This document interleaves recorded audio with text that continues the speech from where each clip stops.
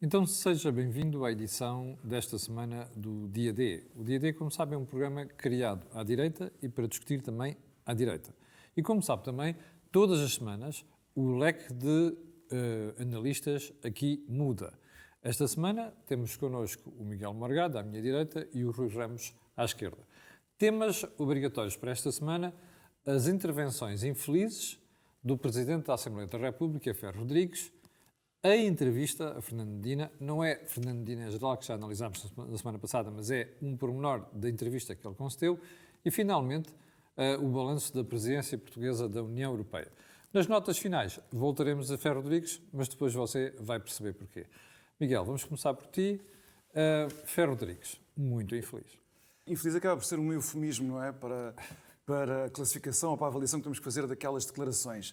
E, além de serem declarações reincidentes, revela aqui duas ou três coisas que eu acho que vale a pena salientar.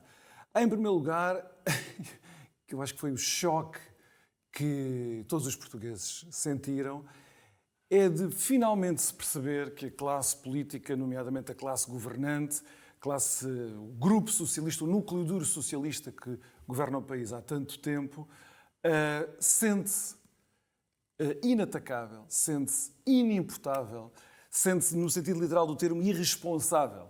Às vezes, nas conversas que temos, acho que já tivemos essa conversa aqui também, perguntamos-nos, bem, mas apesar de toda esta incompetência, corrupção, ausência total de resultados para o país, positivos para o país, como é que o PS tem sondagens tão fortes? E eu acho que isso já começa a afetar a conduta dos governantes. Os governantes acham que podem dizer o que quiserem, assumir privilégios que negam ao resto da população, sem que isso redunde na mínima censura, na mínima crítica.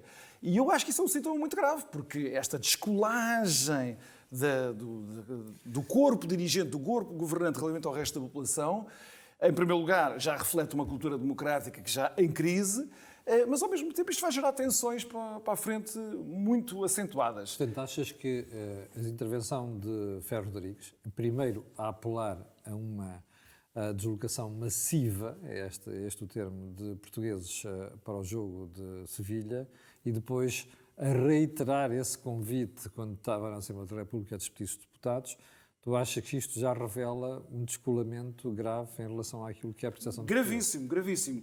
E é preciso ver o contexto em que estas declarações são feitas. Estas declarações são feitas numa altura em que a área metropolitana de Lisboa foi sujeita a uma regressão do desconfinamento, e eu também queria dizer qualquer coisa sobre isso, e quando nós sabemos, pelos dados traduzidos em termos regionais na Península Ibérica, que a região de Sevilha, era a pior da Península Ibérica, pior que a de Lisboa, no que diz respeito aos contágios, à positividade, essas coisas todas relativas à epidemiologia, até piores, tinha indicadores piores do que os de Lisboa, que estavam agora sobre esta regressão. Mas, dito desta maneira, que descredibiliza, como aliás os governantes socialistas são descredibilizados desde o início da gestão da pandemia, desde o início da diretora da DGS, a Ministra da Saúde, o Primeiro-Ministro, o Presidente da República, com mensagens totalmente contraditórias, mentiras atrás de mentiras. Mas tu não abres uma exceção para a possibilidade de ele ter querido apenas referir-se às pessoas que já estavam vacinadas e queriam deslocar-se? Eu não abro essa possibilidade, porque a credibilidade destes líderes para estarem a fazer apelos, exortações, com o mínimo de rigor, com o mínimo de racionalidade e lógica, caiu há muito tempo. Basta pensar no que foi o desconfinamento da área metropolitana de Lisboa nestes dias. Uma pura fantochada, onde evidentemente não houve controle nenhum, senão de impor horários draconianos ao comércio e à restauração, que estava a tentar recuperar de um ano terrível que tiveram, de uma forma perfeitamente arbitrária, porque, reparem, um ano e meio depois da epidemia, o governo português, ao contrário do que se passa no resto do mundo, só tem este instrumento medieval de luta contra a epidemia, que é o confinamento. Acontece qualquer coisa, vamos confinar.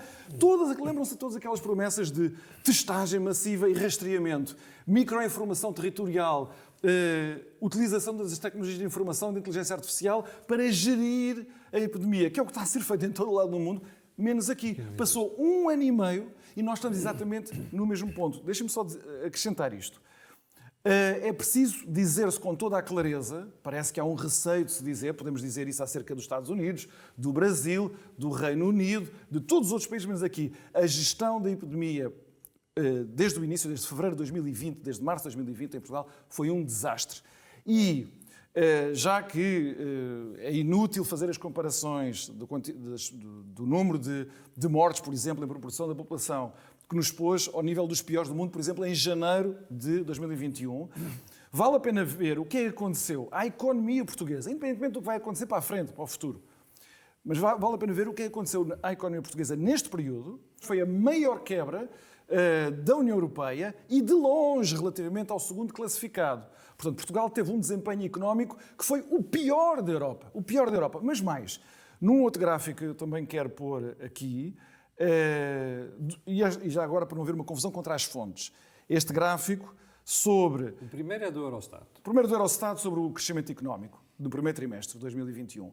O segundo diz respeito ao colapso do Serviço Nacional de Saúde, medido quantitativamente pelo Eurofound, que é uma agência europeia, é uma fundação, uma agência europeia para a melhoria das condições de saúde e de trabalho na União Europeia. Portanto, não há cá fake news nem nada disso, é uma coisa harmonizada da União Europeia, credível. Mediu, por assim dizer, o colapso do Serviço Nacional de Saúde em todos os países da União Europeia,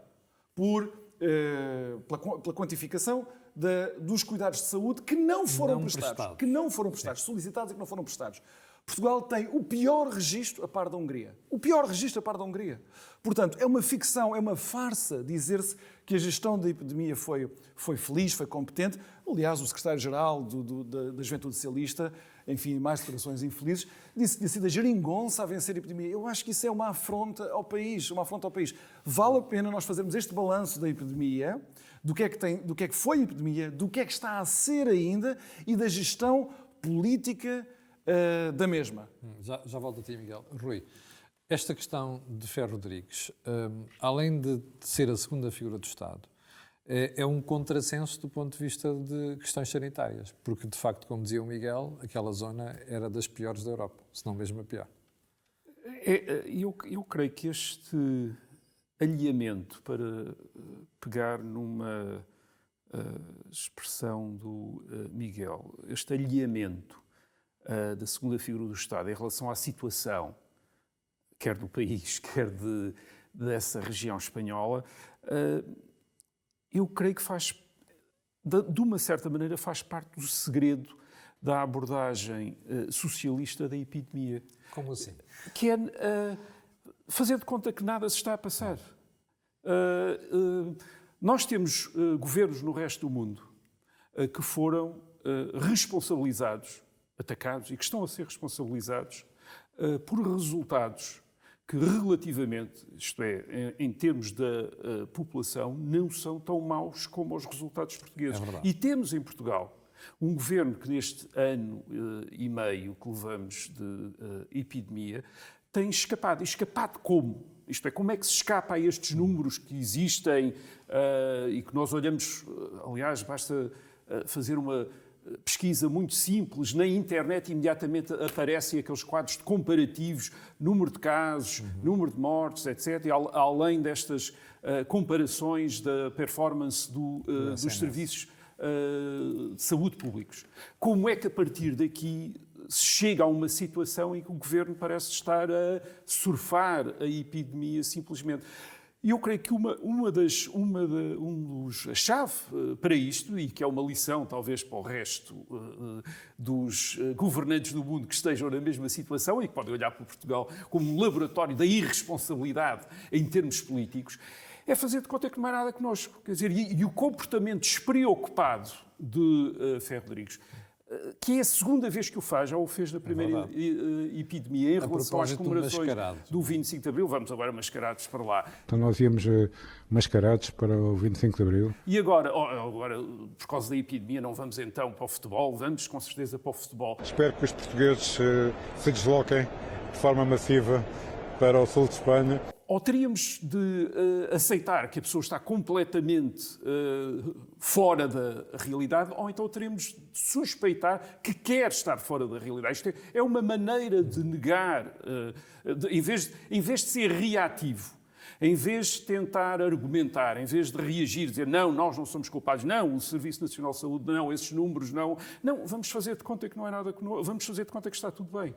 E as coisas têm mais ou menos funcionado desta maneira, com muitos custos para nós, como é óbvio, quer dizer, porque nós já percebemos este género de ciclo em que nós estamos, que é sobem as infecções, confinamos, descem as infecções, desconfinamos, sobem as infecções outra vez e por aí fora. E sabemos o preço que isso está a ter, quer para a economia, quer para a saúde, quer para muitas outras coisas na sociedade portuguesa.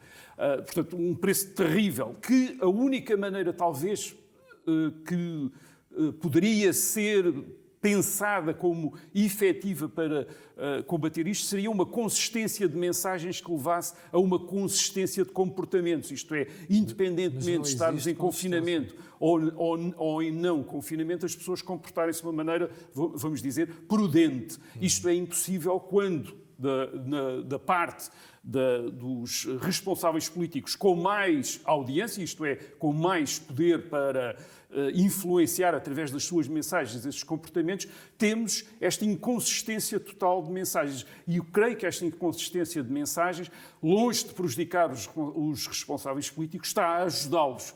Está a ajudá-los no sentido que está a mascarar a situação. Mas como é que tu viste, depois da tentativa de pôr água na fervura do Presidente da República, ainda o tentou desculpar dizendo ele referia-se às pessoas que já foram vacinadas. Como é que tu entendes que ele, no final daquela ação na Assembleia da República, quase em jeito de gozo, vem voltar a fazer referência a Sevilha? É isso, quer dizer, acho que há duas hipóteses aqui. A hipótese levantada pelo Miguel, que é, depois de terem feito tanta coisa e nunca terem sido atingidos por nada, acham-se impunes. A partir de agora vale tudo, quer dizer, não vale a pena fazer nada. Ou isto é, eles perceberam que esta é a melhor maneira de lidar com dificuldades. É fazer de conta que não há dificuldades. Quer dizer... Miguel, não achaste estranho o comportamento do Presidente da República? Bem, eu acho que o Presidente da República fez uma coisa inaceitável para quem tem as funções dele. Inaceitável. Então. Quando ele questionado sobre questões políticas graves e pelas quais ele é responsável. Ele é responsável pelo zelo do funcionamento das instituições democráticas no país. Ele disse que agora estamos a nos concentrar na seleção e no futebol. Entre muitas outras coisas, Marcelo Rebelo de Sousa acentuou isto, Cavaco Silva nunca o fez. E justiça seja feita, um Presidente da República com o qual eu não me identifico minimamente e reprovo politicamente os seus dois mandatos, Jorge Sampaio, nem Jorge Sampaio nem Cavaco Silva, certamente Cavaco Silva que não o fez, de confundir a cultura do futebol com a responsabilização política das instituições e dos atores. Eu acho isso inaceitável. A utilização, o uso político do futebol com esta dimensão, com esta profundidade que foi levada a cabo por Marcelo Rebelo de Sousa e por António Costa, é uma terceira mundialização do país. Vou utilizar aqui uma expressão que eu nem sequer sei se existe, mas eu acho que as pessoas percebem. E as pessoas não devem aceitar isso. Há o entusiasmo em torno da seleção, eu sei como... Eu também eu joguei futebol, adoro futebol, e sei como os portugueses podem ser apaixonados pelo futebol. Acho que, no entanto, deve haver, de cada um de nós, da nossa consciência cívica, uma sinalização que nós não podemos autorizar os nossos políticos a fazer de nós uns patetinhas que estão no estádio acéfalos, que pode estar a acontecer o que estiver a acontecer no país, que se enquanto a seleção estiver a jogar, mais nada nos importa. Isso é um tipo de sinal desastroso não é só para a questão agora do país, do que é que está a passar, da epidemia, do Ferro Rodrigues, etc. Mas para a frente. Já agora, sobre Ferro Rodrigues, deixa-me só recordar isto, enfim, é mesmo só uma recordação, mas vale a pena para confirmar uma certa cultura de poder que não foi inventada agora. Isto vai na sequência do que o Rui Ramos acabou de dizer.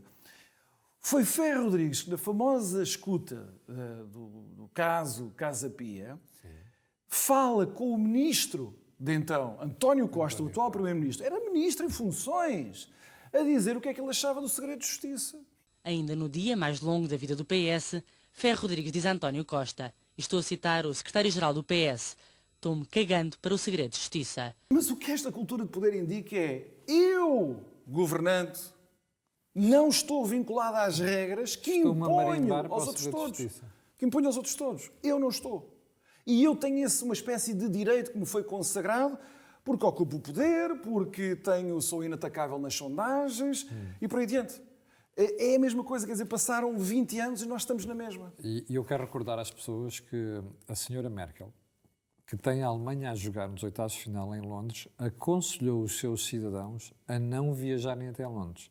E eu quero também recordar-lhe que Londres não tem a taxa de positividade que tem a região de Sevilha. Portanto, veja as diferenças. Rui, ias acrescentar. E acrescentar uma coisa em relação a esta ideia de que joga a seleção, deve tudo parar. Quer dizer, é imaginar um diretor de um clínico, de um hospital, numa situação de há operações, vir dizer esqueçam as operações, esqueçam os tratamentos, isto é a hora do futebol. É impossível. Quer dizer, e o Estado, quer dizer, o Estado é uma instância, quer dizer, que não pode suspender-se perante uma competição desportiva. E ontem à noite tivemos direito a mais uma cena lamentável, que foi, mal terminou o jogo, quando se ia falar com os comentadores, os 3 canais viraram-se, agora vamos ouvir as declarações do Presidente da República. Não, e observações sobre o futebol. Não, há aí, de facto, uma degradação institucional. Exatamente. Não apenas a banalização da figura, mas este apagamento de uma esfera do Estado. Nós às vezes falamos em sentido de Estado. O sentido de Estado está associado à reserva de uma esfera de Estado que não se suspende perante um divertimento, perante uma festa, perante um espetáculo, e que se mantém como uma esfera separada de outras atividades sociais. E é isso que vimos desaparecer aqui. Isto é, de repente temos figuras de Estado a comentar futebol e a aparecer como comentadores de futebol e a serem tratados enquanto tal pela comunicação social, porque a degradação aqui é uma degradação ajudada por todos os atores do espaço público. Não é apenas a do protagonista, que obviamente é o principal responsável, mas é também daqueles que na comunicação social estão imediatamente disponíveis para o tratar como um comentador. Você está com o dia D, vamos para o segundo tema porque o tempo urge. Miguel, ainda querias voltar à entrevista de Fernando Medina. Porquê? Queria voltar e até porque faz uma sequência perfeita com o que estávamos agora a dizer.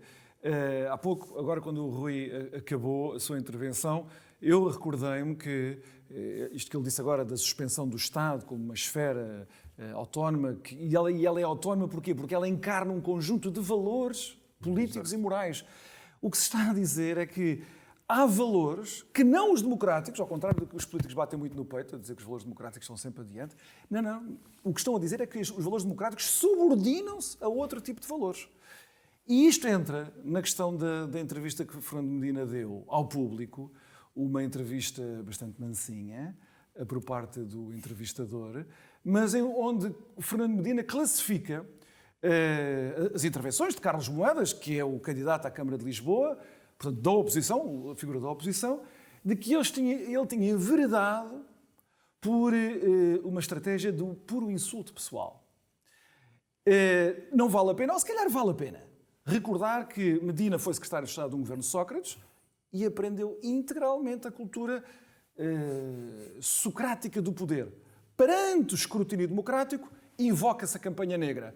Os mais novos que veem o programa se calhar já não se recordarão, mas nós somos mais velhos, lembramos bem como quando apareceram as primeiras tentativas muito tímidas de escrutínio, era meia dúzia de pessoas que faziam perguntas sobre a conduta de José Sócrates, sobre a incompetência do governo, sobre as escolhas suspeitas daquele governo, e imediatamente era uma cabala, uma campanha negra, e isso foi utilizado por uma grande parte da comunicação social e pelos aliados do Partido Socialista naquela época. Isso nunca desapareceu. Nunca desapareceu. O que Fernando Medina está a dizer é que escrutínio democrático, quando aplicado a ele, é insulto pessoal. E não é por acaso. Porquê? Porque quem não reconhece que é responsável politicamente no exercício das suas funções, é óbvio que tem que encarar qualquer crítico, qualquer escrutínio como insulto pessoal. Portanto, por um lado há o puro oportunismo de se invocar campanhas negras para tentar despertar as atenções, mas ao mesmo tempo há, uma vez mais, um um aspecto muito importante da cultura de poder, que é este: como nós não somos responsáveis por nada, se alguém nos critica, pede a nossa demissão, isto só pode ser insulto pessoal. Nós estamos a falar num contexto de maior gravidade da conduta do Presidente da Câmara. E reparem que, à data de hoje, já não é só a extrema gravidade, se tem posto em risco a segurança de pessoas que aproveitaram a liberdade que se pensava existir em Lisboa para se manifestar contra regimes particularmente sinistros. É a sequência de mentiras e de desresponsabilização que eu desde então. Fazer só uma timeline muito rápida. Primeiro, era um procedimento que tinha sido detectado em abril, tinha envolvido só aquelas 2 ou 3 pessoas e que, afinal de contas, já tinha sido corrigido. Entretanto, nós soubemos que, afinal de contas, foram 50 e tal manifestações cujos participantes tiveram os seus dados pessoais partilhados com... E que a situação se agravou a partir de 2018. A situação agravou-se em 2018, mas, quer dizer, eu já nunca mais saía daqui se fôssemos fazer o timeline todo. Eu só queria salientar este. É que a conclusão disto tudo não é só uma auditoria que é uma farsa, uma auditoria interna a ele próprio, em que Medina faz uma auditoria a si mesmo, e já toda a gente percebeu os defeitos que ele tinha, mas encontrar-se o bode expiatório no encarregado da proteção de dados. As pessoas talvez não saibam isto, mas o Regulamento Geral de Proteção de Dados, que integra o direito europeu, portanto não é só uma vinculação nacional, é uma vinculação europeia, e o Parlamento Europeu já disse que houve violação do direito europeu por Fernando Medina, pela Câmara Municipal de Lisboa. Portanto, aquele delito, aquele crime já foi cometido, já ninguém tem dúvidas sobre isso. Mas vejam bem, a consequência, o Regimento Geral da Proteção de Dados diz que cada entidade pública tem de escolher um funcionário que estará exclusivamente dedicado à questão da proteção de dados. A Câmara Municipal de Lisboa também tem um. O que é que Fernando Medina fez? Ia exonerá-lo. Ora, à luz da lei portuguesa e europeia, tal Regulamento Geral da Proteção de Dados, é ilegal responsabilizar o tal encarregado da proteção de dados pelas decisões más práticas, e seja o que for que acontece, ao nível da chefia. De acordo com a lei, quer Fernando Medina queira, quer não, lei, volto a dizer, europeia, numa entidade pública é a autoridade máxima do gabinete que é responsável quando há uma violação da lei. E depois, Carlos Moedas enverdou pela estratégia do insulto pessoal. Há uma coisa que Moedas tem dito que é verdade. Em grande medida, a Câmara de Lisboa já não tem hoje um Presidente da Câmara, porque demitiu-se, ele autodemitiu-se das suas responsabilidades como Presidente da Câmara. Deixa-me vir aqui o Rui. O Fernando Medina fez também uma outra afirmação extraordinária, que foi, se eu me tivesse demitido, Exatamente. não resolveria nada. É verdade. Isto é incrível, quer dizer, porque Essa a demissão para ele é um expediente. A ideia de que possa haver uma sanção depois do mal-estar feito, Exatamente, para responsabilizar quem praticou ou quem deixou praticar os atos do qual resultou esse mal, é uma coisa que não cabe na cabeça dele. Isto é, ele só admitiria, portanto, demitir-se se da demissão dele fossem resolvidas todas as consequências daquilo que o Miguel muito bem chama que é a demissão dele anterior. Porque Fernando Medina entrou aqui não apenas com o clássico, não sei, não sabia, mas não tinha de saber, que é uma coisa completamente diferente. E ele, agora, o que foi curioso durante este tempo foi que o que não tinha que saber, porque é que ele não tinha que saber? E isso mudou constantemente. Primeiro, ele não tinha que saber porque se estava a aplicar a lei. Estava-se a aplicar a lei de 74.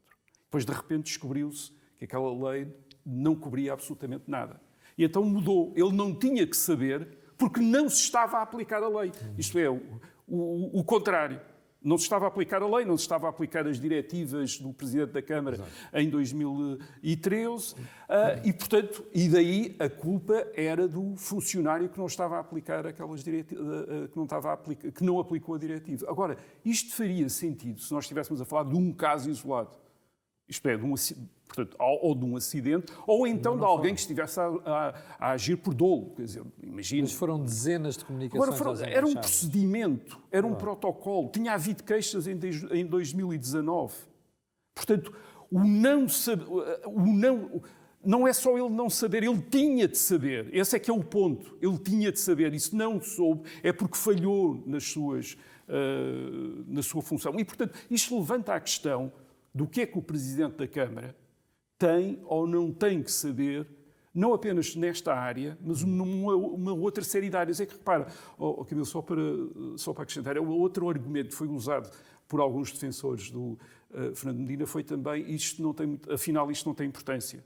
Porque as pessoas até vão para as manifestações, dão a cara, portanto já estão identificadas. Ora bem, que importância é que isto tem? Nada. Bem, se primeiro uma coisa que em relação a este assunto, quer na Europa, quer em Portugal, se faz tanto barulho, proteção de dados, afinal não tem importância nenhuma, sobre as outras coisas em relação às quais se faz igual barulho, urbanismo, saneamento básico, etc. Essas coisas também têm importância. E em relação a essas coisas, o que é que o Presidente da Câmara Municipal tem que saber sobre essas coisas? Isto é, se ele não tem que saber sobre a segurança dos cidadãos, o que é que tem que saber sobre o urbanismo? O que é que tem de saber sobre saneamento básico? O que é que tem de saber sobre uma quantidade de outras coisas que têm a ver com a vida municipal?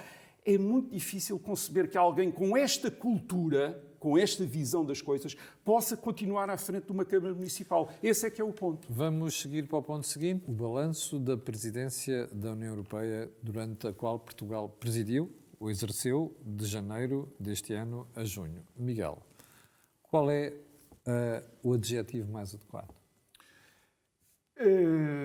Para escolher um adjetivo, eu diria que a presidência foi um fracasso para as expectativas que tinham sido criadas. Em primeiro lugar, é preciso dizer que os políticos, e os nossos políticos socialistas não perderiam a oportunidade, querem sempre fazer das presidências do Conselho da União Europeia um grande momento de propaganda. E é preciso dizer às pessoas, que às vezes são induzidas em erro por esta designação pomposa de presidência, António Costa não teve a mandar na União Europeia durante estes 6 meses. Como de resto vale a pena dizer, o presidente do Eurogrupo, quando foi Mário Centeno presidente do Eurogrupo, parecia que ele é que ia mandar no Eurogrupo. Ele é que ia mandar... Isso é mentira. É um secretariado. Mário Centeno, tal como Dijsselbloem antes dele, foi um secretário do Eurogrupo. Depois havia os outros a fazer as decisões. E Portugal, ele como Ministro das Finanças português, era um Ministro das Finanças de um país pequenino, que ainda por cima, sempre de mão estendida, não é propriamente quem tem mais autoridade para mandar. António Costa foi exatamente a mesma coisa. Mas foi um fracasso, então, porquê? Porque não foi simplesmente uma coisa indiferente.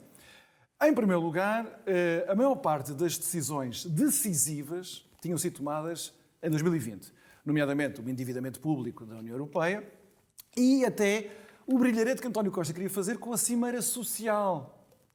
A Cimeira Social, da confirmação do pilar social da União Europeia, quer dizer, de conferir um conjunto de direitos sociais para o espaço da União, tinha sido firmado, esse grande compromisso tinha sido firmado em 2017 na Cimeira de Gotemburgo. E então o que se esperava era que para o Porto, em maio, iria haver mais qualquer coisa em cima de Gotemburgo. Ora, não houve nada. Houve uma declaração de princípios vagos, com os quais toda a gente estará de acordo, e que não inscreve minimamente os meios para alcançar esses fins. Portanto, palavras vazias. Pior. A organização da Cimeira do Porto, essa Cimeira Social, deu aso, isto não foi muito comentado aqui em Portugal, mas vale a pena falar nisso, a uma carta de 11 chefes do governo da União Europeia a dizer: política social não é para centralizar na União Europeia. Política social faz parte da competência dos Estados. E, portanto, houve ali uma tensão grande, que depois, claro, para efeitos mediáticos se diluiu, mas este é um problema com que nós vamos ter de contar daqui para a frente. A epidemia acelerou a tendência de uma parte dos Estados-membros para ir centralizando poderes, para ir homogeneizando o espaço da União, ao arrepio, se for necessário, da vontade democrática dos povos. Eu dou-vos outro exemplo também que se passou durante esta presidência. Com a aprovação dos programas de resiliência para os Estados terem dinheiro para gastar, como Portugal, etc., lembrem-se que em 2020, quando avança a tese, enfim, a iniciativa dos recursos próprios, quer dizer, a União Europeia poder endividar-se para depois distribuir dinheiro pelos Estados, tem-se a prudência de dizer: isto é para responder a uma emergência, portanto, é uma vez sem consequência, não é? Uma vez sem exemplo, digamos assim. Ora, agora, há 2, 3 meses, Mitsotakis, o primeiro-ministro grego, e Sánchez, o primeiro-ministro, o presidente do Conselho espanhol, fizeram uma declaração conjunta a dizer não, isto não foi uma vez sem exemplo. Isto agora é o precedente. Era o precedente de que nós precisávamos. E uma vez mais houve esta declaração unilateral, não foi, reparem, não foi negociada com Portugal também, foi o primeiro-ministro grego com o presidente espanhol. António Costa foi posto de parte. Mas é importante porque dá um sinal para o que virá a seguir. E não, este ano já não, mas em 2022, no final de 2022, vai ter de se regressar a um tema muito delicado, que é o de se as regras orçamentais que foram suspensas, aquelas metas para o nosso déficit, para a nossa dívida, etc., foram suspensas na decorrência desta emergência da epidemia, se elas vão ser reassumidas ou não. O que nós sabemos é que tem havido encontros à porta fechada entre os 4, 5 presidentes, enfim, do Conselho Europeu, da Comissão Europeia, do Banco Central Europeu, etc., para decidir, reparem, não são os chefes do governo, não são chefes democraticamente eleitos, para decidir o que é que se vai fazer a seguir a 2022 relativamente a isto. Portanto, há aqui uma tensão que ficou completamente tapada e que ela agora, à medida que nos livrarmos desta epidemia, vai ser destapada. A presidência portuguesa não contribuiu minimamente para sarar nenhum desse tipo de conflitos. A presidência europeia serviu para António Costa aparecer, que começou tão mal com o nosso mês de janeiro, que foi desastroso, até as histórias do procurador europeu, que o governo português falsificou a sua candidatura para pôr lá um dos seus aliados, etc. Enfim, um conjunto de coisas que aconteceram logo do início as festas que o governo português estava a preparar para reuniões que iam ter lugar por Zoom. Enfim, o final disto ficou simbolizado naquilo que já foi comentado a semana passada, do país, no fundo, Portugal querer gastar o dinheiro e, isto é que acho que não tem sido dito com tanta frequência, a União Europeia fazer um simulacro apenas, de escrutínio de como esse dinheiro vai ser gasto. Portanto, haverá uma retórica de Portugal a dizer nós vamos gastar bem este dinheiro, que já sabemos que não vai ser gasto, mas do outro lado da União Europeia também vai dizer e nós vamos escrutinar, e a União Europeia não vai escrutinar coisa nenhuma. Rui, apesar de tudo, a abertura à Índia foi um sucesso. E, por outro lado, agora como é que tu vês o facto de alguns comentadores, mesmo da área do PSD, como Marcos Mendes, dizer que o governo teve um sucesso com a presidência europeia? Não vejo, quer dizer, não consigo ver onde é que devem estar a ver coisas que nós não estamos a ver.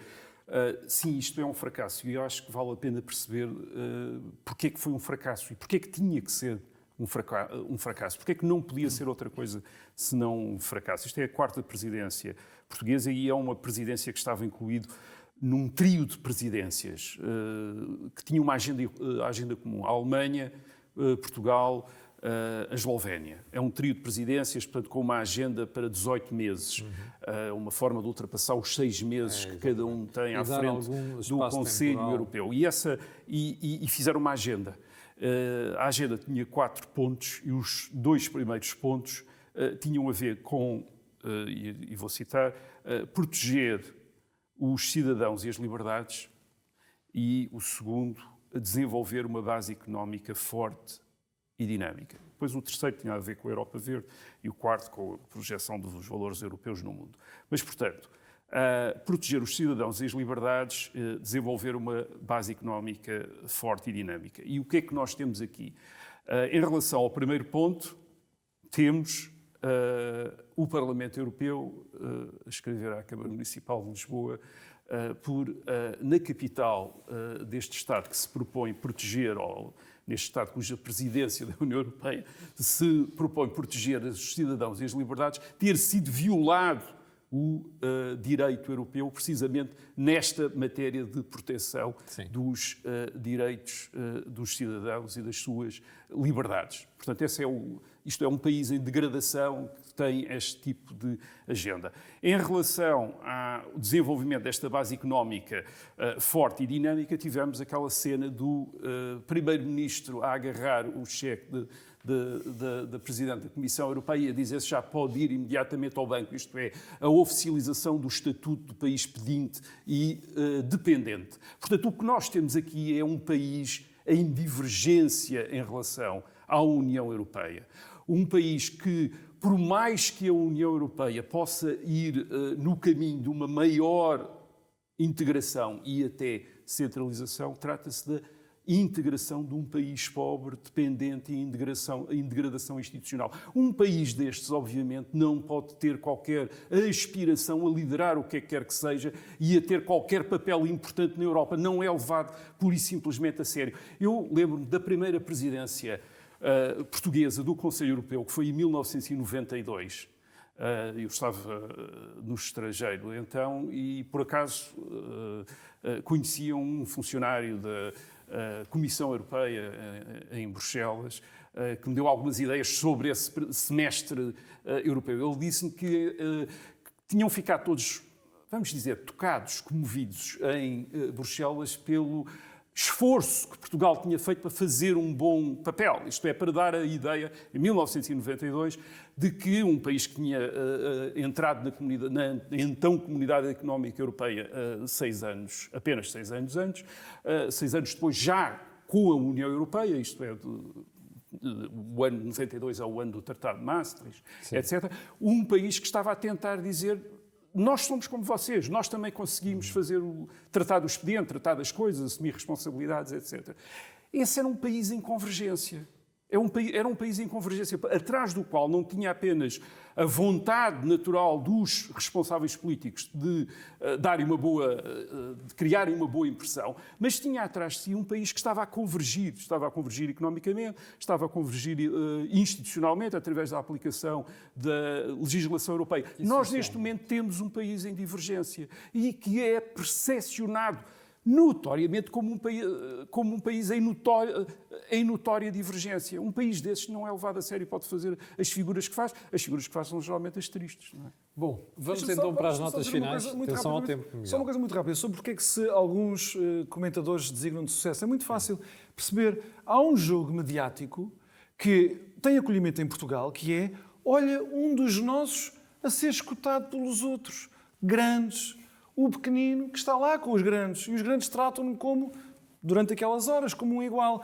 Ora, isto é a pura projeção desses comentadores da nossa fragilidade e da nossa pequenez. Claro. É evidente que este tipo de coisas não tem nenhum tipo de reflexo nos países que verdadeiramente contam, nos países que verdadeiramente estão a fazer um caminho de convergência. Muito bem, estamos já na reta final do programa. Temos as notas finais. Miguel, o que é que escolheste nas notas finais? Ferro Rodrigues outra vez. Acho que vale a pena nós gravarmos na nossa memória coletiva este momento. Eu fui deputado entre outubro de 2015 e outubro de 2019, portanto 4 anos, em que o Presidente da Assembleia da República foi Ferro Rodrigues.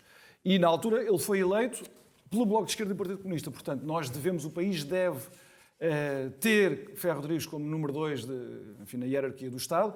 Inicialmente, em 2015, na votação, porque o PS teve um grupo parlamentar muito pequenino nas eleições de 2015, como sabemos, foi o Bloco de Esquerda e o Partido Comunista que permitiram a eleição de Ferro Rodrigues. Ferro Rodrigues foi um muito mau Presidente da Assembleia da República. Ou seja, isto é uma espécie de cereja no bolo, não é um deslize de Ferro Rodrigues. Ferro Rodrigues teve sempre uma conduta da maior parcialidade para com o partido do governo, o Partido Socialista.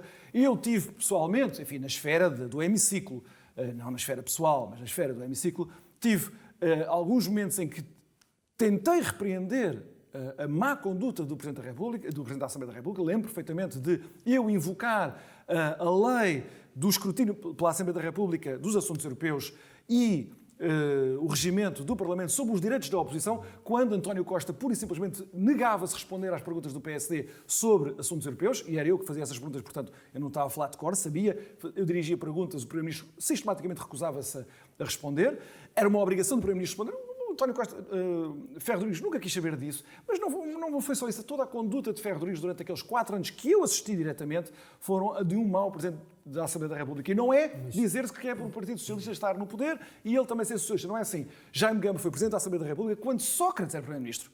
E a conduta do Presidente da Assembleia da República naquela altura não tem qualquer espécie de paralelo com o que tem acontecido. Mas trouxeste a vez Ferro Rodrigues para passarmos o vídeo em que ele faz aquelas declarações. A primeira da deslocação massiva e depois lá no Parlamento. O reiterar no Parlamento. Rui.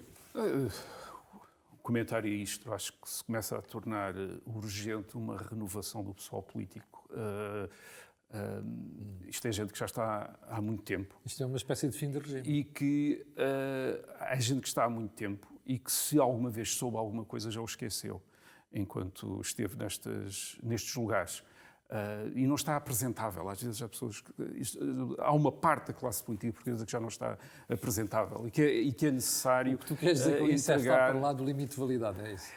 Exato, e não me estou a referir à idade das pessoas, quer dizer, estou-me a referir aos comportamentos que adquiriram no exercício de funções públicas e com a impunidade que continuaram a sentir, para voltar ao princípio da nossa conversa. É gente que precisa de uns de se dedicarem a outras coisas na vida, outros provavelmente uma longa cura de oposição para aprenderem outras coisas, aprenderem a se comportar de outra maneira. Eu acho que há alguns casos ainda mais graves do que este que o Rui está a dizer, acho que precisam mesmo de ir para casa. Bom, chegámos ao final do dia D desta semana, foi com o Miguel Morgado e com o Rui Ramos. Na próxima semana voltaremos com outra dupla de comentadores. Quanto a nós, já sabe, vou-lhe pedir aquilo que peço sempre, que é colocar um gosto e fazer partida nas redes sociais. Também sabe porquê. É que aquilo que houve aqui não houve em mais sítio nenhum. Obrigado e até à próxima semana. Muito obrigado. Vamos então terminar a sessão. Agradeço a todos a cooperação prestada e até para a semana. Muito obrigado. Bom fim de semana a todos. Os que puderem, em Sevilha, claro.